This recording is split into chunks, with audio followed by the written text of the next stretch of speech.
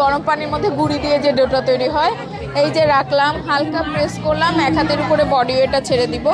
Side থেকে যখন 1/2 ইঞ্চি বের হবে তখন বুঝবো রুটি হয়ে গেছে। রুটি, লুচি, পরোটা, ফুচকা সব কিছুই তৈরি করতে পারবে।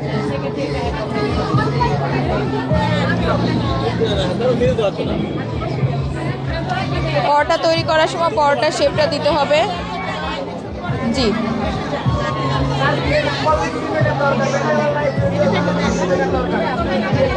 এই যে ডোটা রাখলাম, প্রেস করলাম, এক হাতের উপর বডি ওয়েটটা ছেড়ে দেন।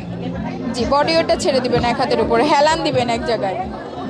ম্যাম, এক্সকিউজ মি, বডি ওয়েটটা ছেড়ে দিয়ে 2 থেকে 3 সেকেন্ড ধরে রাখতে হবে। এভাবে ধরে রাখতে হবে। সাইড থেকে যখন 1/2 ইঞ্চি বের হবে যে হয়ে গেছে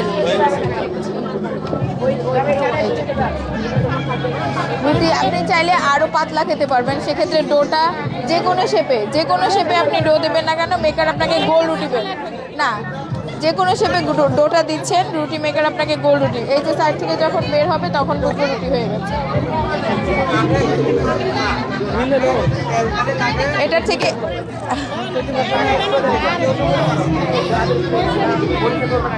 ম্যাম ওগুলো কাঁচা কাঠ দিয়ে তৈরি, ঠিক আছে? এটা হচ্ছে ইনভেন্টর প্রোডাক্ট, ওয়ার্ল্ডে যিনি কাঠের রুটি মেকার সর্বপ্রথম বানিয়েছেন। না,